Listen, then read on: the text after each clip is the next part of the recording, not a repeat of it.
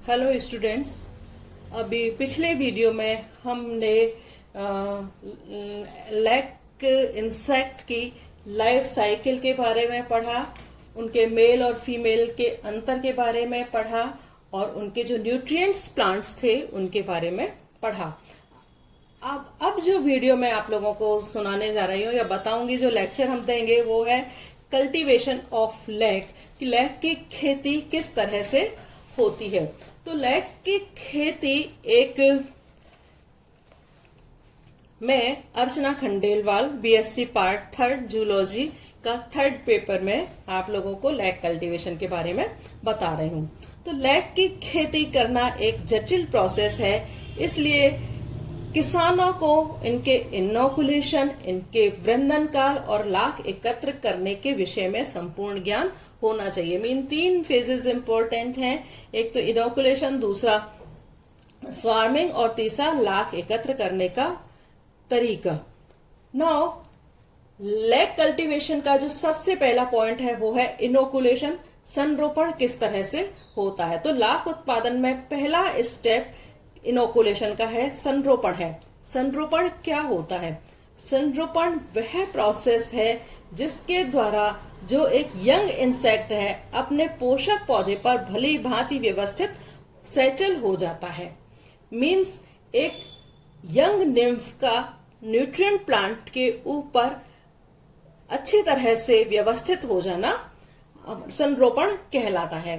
संरोपण 2 प्रकार का होता है।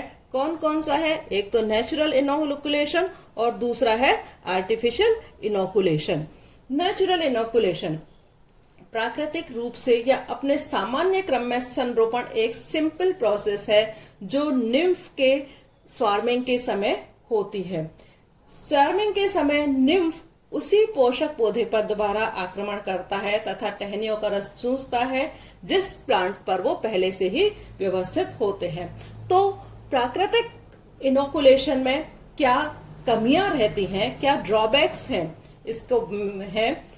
सबसे पहला जो प्रॉब्लम रहती है या ड्रॉबैक रहता है वो है इनकम्प्लीट न्यूट्रिशन या अपूर्ण पोषण। जो लाख कीट के मुखांग हैं वो सकिंग एंड पर्सिंग टाइप के होते हैं, छेदक और चूषक प्रकार के होते हैं, जिसके सहायता से ये रसीली शाखाओं से में छेद करके उनके रस चूसना शुरू करते हैं।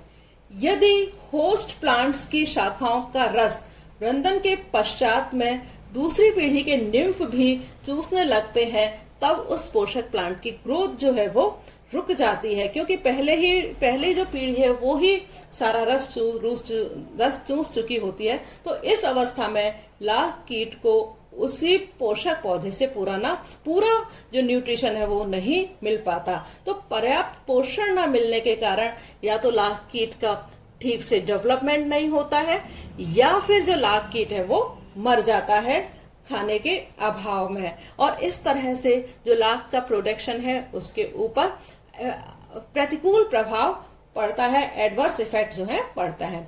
इरेगुलर इनोकुलेशन, जो नेचुरल इनोकुलेशन होता है उसमें निम्फ कब बाहर आएंगे इसका पता नहीं होता है। तो प्राकृतिक संरोपण में कीटों का समान रूप से इनोकुलेशन नहीं हो पाता है। यदि इनोकुलेशन नियमित व एक समान ना हो तो लाख का उत्पादन अच्छा नहीं होता है। अनफेवरेबल क्लाइमेटिक कंडीशंस, प्रतिकूल जलवायु भी इसका एक ड्रॉबैक है। स्वार्मिंग के समय पर अनेक फैक्टर्स जैसे कि सूर्य की तीव्र धूप है, अधिक वर्षा है, वायु है या निम्फ का अच्छी तरह से इनोकुलेशन नहीं होना, ये भी इस बात को प्रभावित करते हैं। ये नेचुरल जलवायुगत फैक्टर्स पोषक पौधों के ऊपर भी प्रभाव डालते हैं। जिस प्रकार संरोपण बीच बीच में बाधित हो सकता है, इसके फलस्वरूप लाख के फसल का जो नियमित उत्पादन है वो भी बाधित होता है। दूसरा है आर्टिफिशियल इनोकुलेशन। आर्टिफिशियल इनोकुलेशन में हम इसलिए करते हैं जिससे कि जो नेचुरल इनोकुलेशंस के जो ड्रॉबैक हैं उनको हम दूर कर सके। आर्टिफिशियल इनोकुलेशन से पहले मैं आप लोगों को एक पॉइंट्स बताना भूल गई कि जो नेचुरल इनोकुलेशन होता है वहां पर परजीवी और परभक्षी भी काफी मात्रा में पाए जाते हैं, जो कि लाख कीट के इंसेक्ट्स होते हैं और ये उनको उपज लाख कीट्स को खत्म कर देते हैं, और जिस वजह से हमें लाख कीट से जो है हमें प्रोडक्शन प्रॉपर नहीं मिलता है। Now artificial inoculation. Artificial inoculation की जरूरत हमें इसलिए पड़ती है क्योंकि नेचुरल इनोकुलेशंस में कई सारी ड्रॉबैक्स हैं। यदि इनको दूर कर दिया जाए तो हमें काफी मात्रा में लैग प्रोडक्शन मिल सकता है। तो लैग प्रोडक्शन की कमियों को दूर करने के लिए सबसे पहले क्या करते हैं कि जो प्लांट्स होते हैं उनको जनवरी या जून में उन न्यूट्रिएंट्स प्लांट्स की कटाई छटाई की जाती है। तो ये टहनियां जिन पर निम्फ वृंदन करने वाले होते हैं वो 20 से 30 सेंटीमीटर तक की लंबी काट ली जाती हैं। क्या किया जाता है इसमें आर्टिफिशियल इनोकुलेशन में? सबसे पहले वो टहनियां जिन पर की निम्फ वृंदन करने वाले होते हैं, स्वार्मिंग करने वाले होते हैं, उन टहनियों को काट लिया जाता है और फिर इन कटी हुई टहनियों को दूसरे होस्ट प्लांट के ऊपर जगह जगह से स्थान स्थान पर शाखाओं से ठीक से स्पर्श करते हुए बांध दिया जाता है, जिससे निम्फ के ट्रांसपोर्टेशन के समय टहनियों के बीच में स्थान नहीं रहे।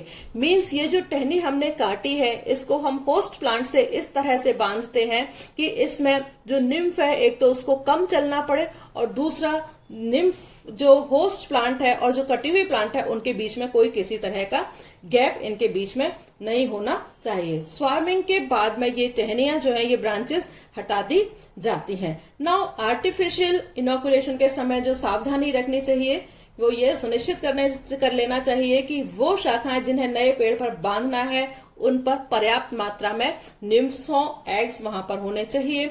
दूसरा ध्यान रखने की चीज है कि कोई प्रीडेटर्स या परभक्षी जो है उनके पास में नहीं होना चाहिए और ध्यान रखना चाहिए कि जो एग्स या निम्स जो लिए हैं उनका स्वार्मिंग पीरियड निकट ही हो, बहुत ज्यादा टाइम तक उन्हें उसके ऊपर नहीं रहना पड़े एंड शाखाओं पर उपस्थित जो एग्स हों या निम्फ हों वो स्वस्थ हों और जल्दी ही स्वार्मिंग करने वाले हों, उन्हें वेट नहीं करना पड़े स्वार्मिंग के लिए।